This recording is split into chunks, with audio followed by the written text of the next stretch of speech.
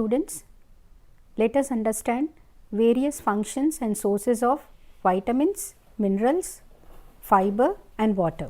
Vitamins and minerals are considered as a micronutrients. By definition, vitamins are the organic substances which the body requires in small quantities for its metabolism. But it cannot make for itself at least in sufficient quantities.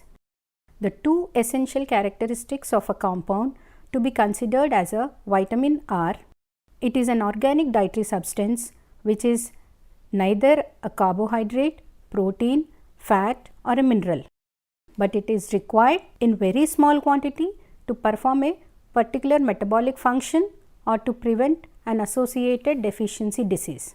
And secondly, it cannot be synthesized by the body and must therefore be supplied through diet, and there are some exceptions to this. Vitamins based on their solubility are classified as fat soluble vitamins and water soluble vitamins. Fat soluble vitamins are vitamin A, vitamin D, vitamin E and vitamin K. Water soluble vitamins include B complex vitamins and vitamin C. General characteristics of fat soluble vitamins include: they are soluble in fats and fat solvents and are not easily destroyed by ordinary cooking methods, and if taken in excess, they are stored in the body and at times can cause toxicity when supplied in excess, and it is called as hypervitaminosis. And the deficiency symptoms of these fat soluble vitamins develop very slowly. They are not absolutely necessary to be supplied through everyday diet, as they can be stored in the body, and these fat soluble vitamins have precursors or provitamins. They are absorbed through the lymphatic system and needed only by the complex organisms. And the general characteristics of water soluble vitamins include: they are unstable when compared to the fat soluble vitamins, and they are affected by the factors such as heat, light, oxidation, radiation, contamination by metals, so on and so forth. Water soluble vitamins, as the word specifies, are soluble in water. They are to be provided in everyday's diet. They are excreted in urine in case if consumed excess, and the deficiency symptoms develop very rapidly. As compared to the fat soluble vitamins, water soluble vitamins do not hold any precursors. They contain the elements like carbon, hydrogen, oxygen and nitrogen, and in some cases they also contain the elements such as cobalt or sulfur and are absorbed by the blood. Water soluble vitamins are needed by simple and complex organisms. Functions of fat soluble vitamins: vitamin A is called as retinol and the precursor of vitamin A is carotene. The major function of vitamin A is vision and tissue growth. And the sources of vitamin A include yellow and green leafy vegetables, yellow fruits which contain carotene, fat or dairy products, egg yolk, liver, kidney and fish. The next vitamin is vitamin D, which is also called dihydroxycholecalciferol, and it aids in the absorption of calcium from digested food, aids in the reabsorption of phosphate in the renal tubule, calcification of osteoblast cells, and also aid in the growing of skeletal structures.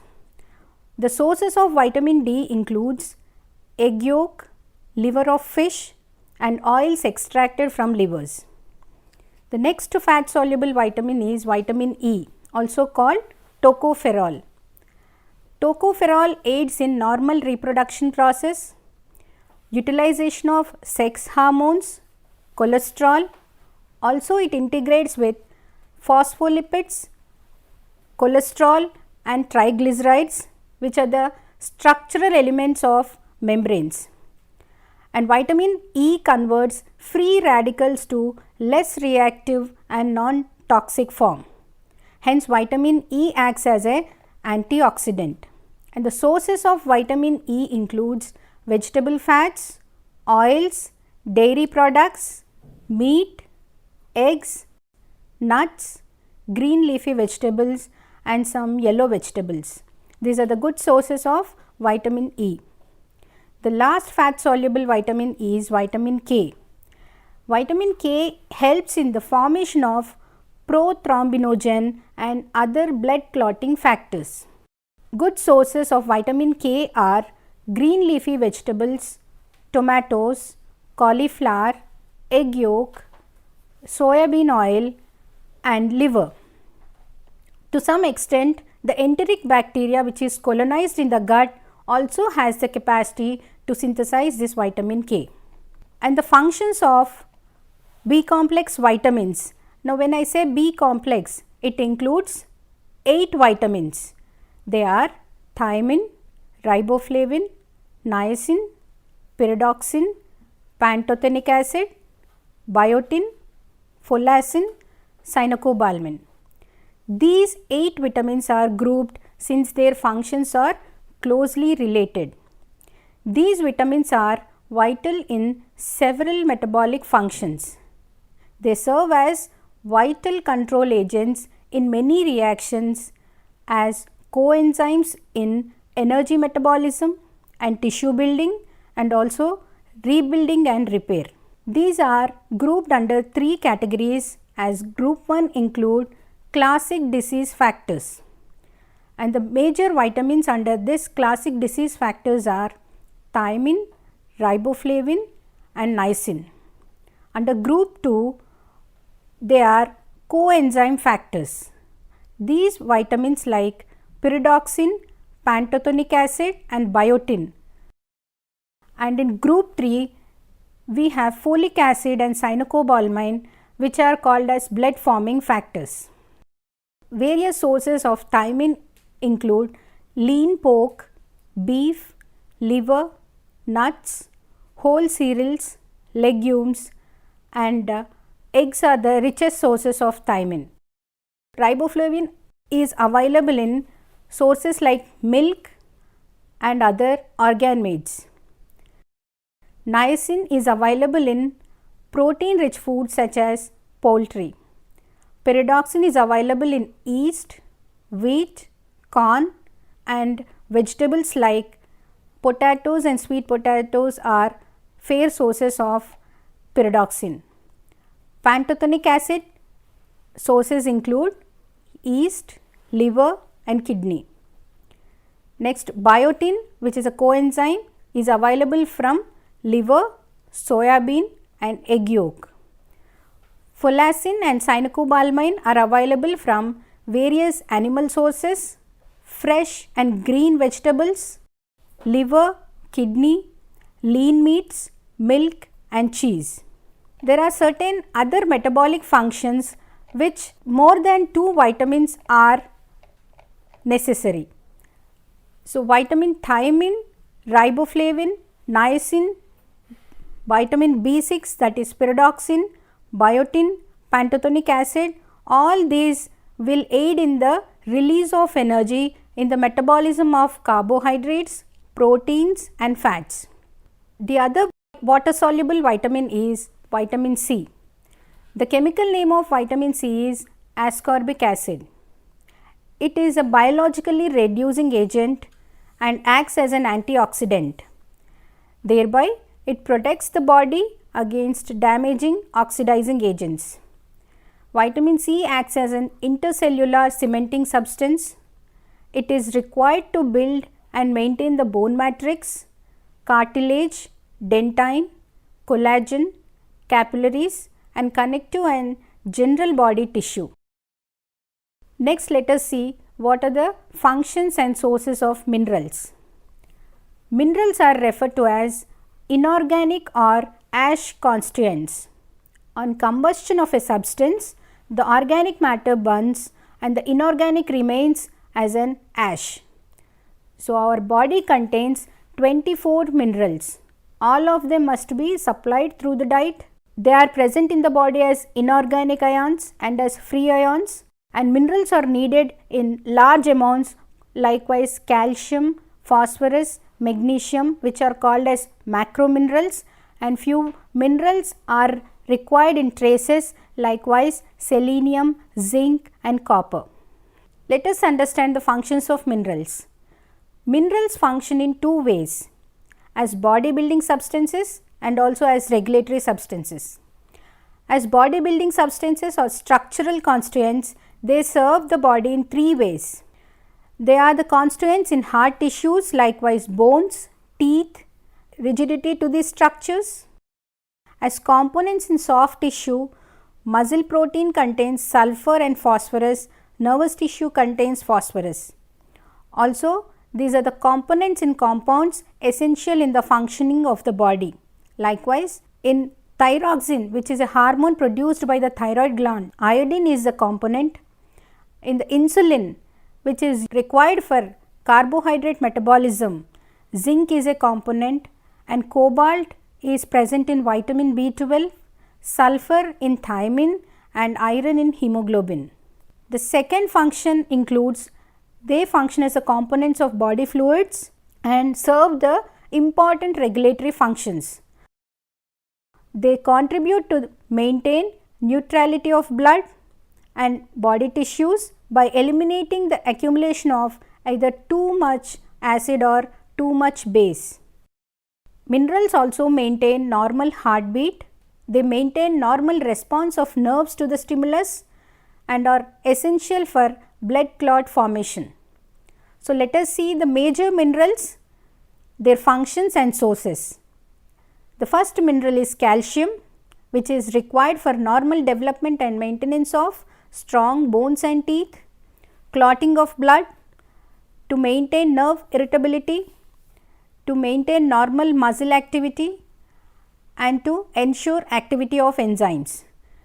The major sources of calcium are milk, cheese, dark green vegetables, pan as such where calcium hydroxide is applied, ragi, chana dal, rajma and soya beans. The second mineral is phosphorus.